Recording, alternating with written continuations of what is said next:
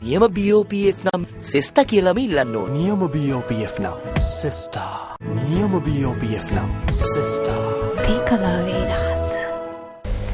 යාපනයේ නල්ලූර් කන්දසාමි කෝවිලේ වාර්ෂික තේරු උත්සවය අද පෙරවරුවේ පැවැත්වුණා.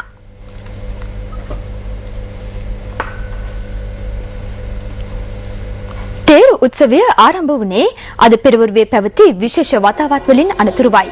ඒ සඳහා නන් දෙසින් පැමිණි බැතිමතුන් බොහෝ පිරිසක් සහභාගී වී සිටියා.